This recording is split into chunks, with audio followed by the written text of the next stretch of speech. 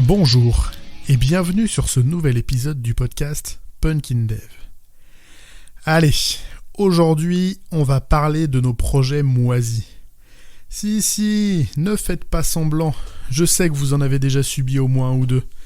Vous savez, ce genre de projet où chaque livraison se termine à pas d'heure, le vendredi soir, dans la douleur, avec bien souvent des patchs correctifs à relivrer sous 48 heures. Le lundi donc.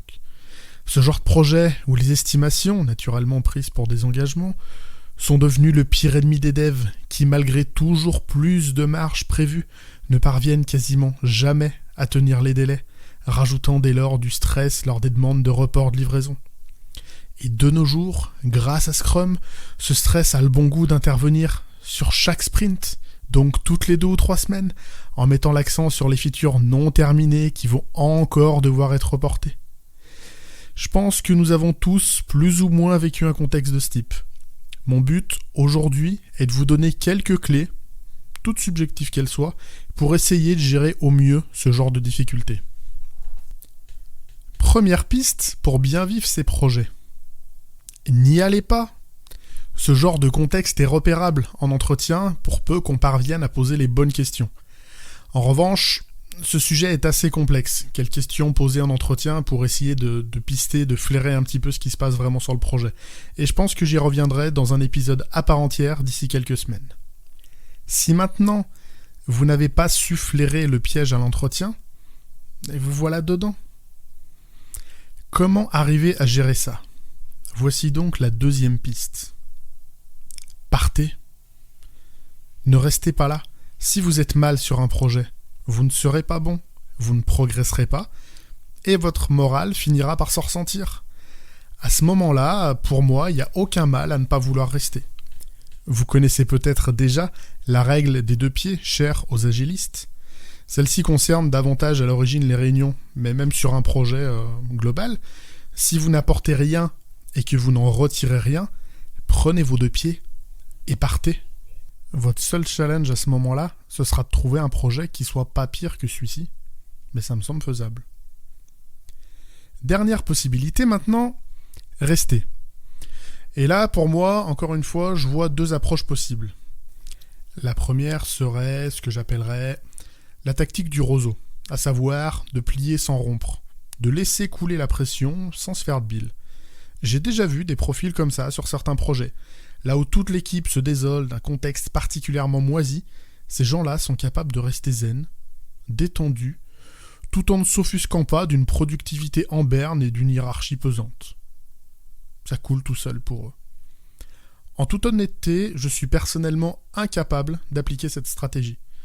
Je prends particulièrement à cœur la qualité des livrables, tout en essayant de conserver ma santé mentale intacte. Et il faut à mon sens un caractère bien spécifique pour laisser un projet dans un triste état sans tenter quoi que ce soit pour l'améliorer et se dire que c'est pas grave, de toute façon, tout va bien, je fais mes heures, je suis payé, les collègues sont sympas, même s'ils râlent tout le temps parce que le projet pue, tout va bien.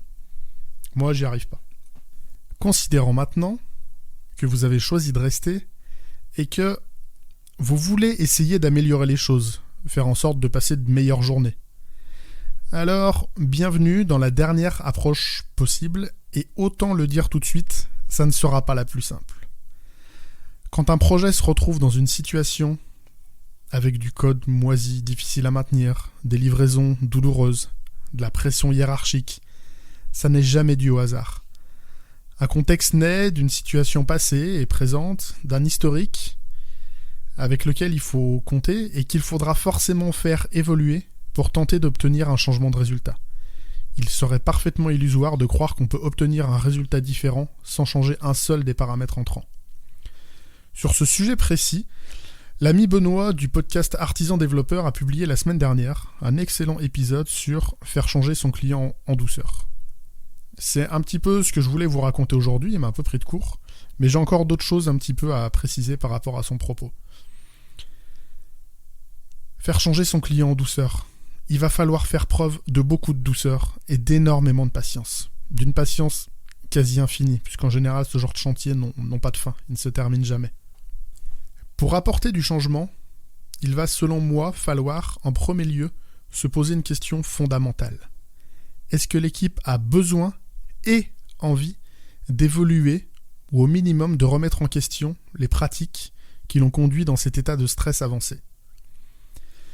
Je parle d'équipe et pas seulement d'un sous-ensemble que pourrait être les devs ou le management ou la gestion de projet.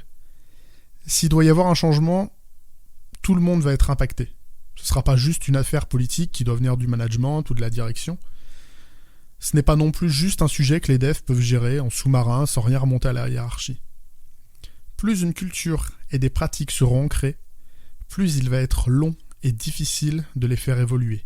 Et si on arrive avec des gros sabots à asséner des phrases type « c'est comme ça qu'il faut faire, vous aviez tort jusqu'à maintenant », vous n'allez fédérer personne.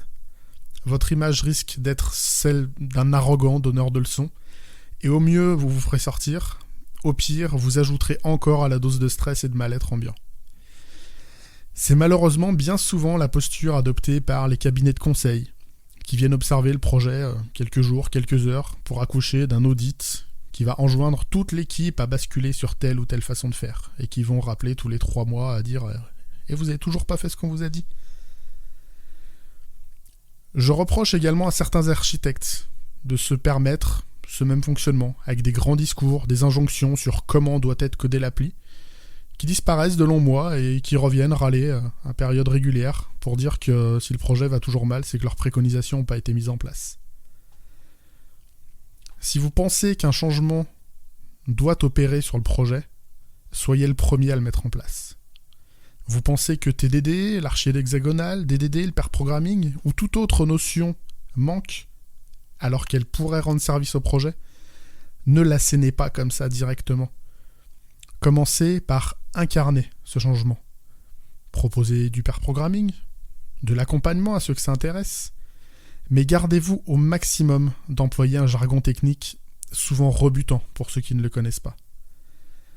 Sur un projet récent, avec un collègue, on a décidé de mettre en place quelques notions de programmation fonctionnelle en utilisant des types algébriques, du pattern matching. En revanche, on essaie tant que possible de ne pas nommer ces pratiques, ces concepts, mais plutôt de les présenter avec des phrases qui sont beaucoup plus évidentes de prime abord. Et ben nous, on essaie de coder sans if et sans nul. Ce genre d'affirmation amène bien souvent plutôt de la curiosité. Ah bon, et vous faites ça comment ? De là, on peut dérouler un peu de pédagogie et on essaye d'avancer pas à pas, en gérant petit à petit les difficultés rencontrées. Dernier point particulièrement important à mon sens, et dont je parlais un petit peu au début, c'est que lorsqu'on entame des changements sur un projet, il est à mon avis crucial d'avoir le soutien de la hiérarchie dans toute cette démarche.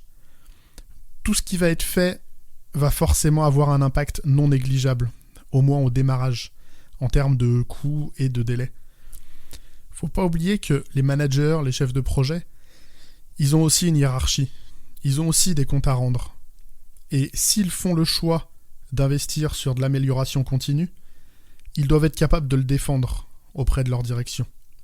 S'ils ne savent pas ce qui se passe sur le projet, ils vont se prendre des retards qu'ils ne comprendront pas et ils feront retomber la pression, je dirais en pluie fine, sur le reste de l'équipe. Et il n'y a rien qui s'améliorera. Il ne faut surtout pas les mettre à l'écart. Et si ces gens-là ne veulent pas des améliorations, des évolutions que vous proposez, il ne faut pas leur en vouloir. Vous êtes peut-être juste pas la bonne personne, ou vous êtes peut-être pas là au bon moment. Et à ce moment-là, moi je vous conseille de retomber sur une des stratégies précédemment évoquées. De ne pas rester, ou peut-être arriver à laisser couler un temps, et attendre de voir s'il n'y a pas d'autres fenêtres de tir qui seraient peut-être plus propices. Comme dans beaucoup de choses, ça dépend du contexte. Voilà un petit peu ce que j'avais à vous dire sur la gestion de ces contextes-là. Je pense qu'il y a encore beaucoup de choses à en dire. Si vous avez des questions, n'hésitez pas à me les poser sur Twitter, sur LinkedIn. Vous avez tous les liens dans la description. Si ce sujet de l'accompagnement vous intéresse et que vous ne l'avez pas encore écouté, allez mettre une oreille sur l'épisode d'Artisan Développeur, faire changer son client en douceur. C'est vraiment super intéressant.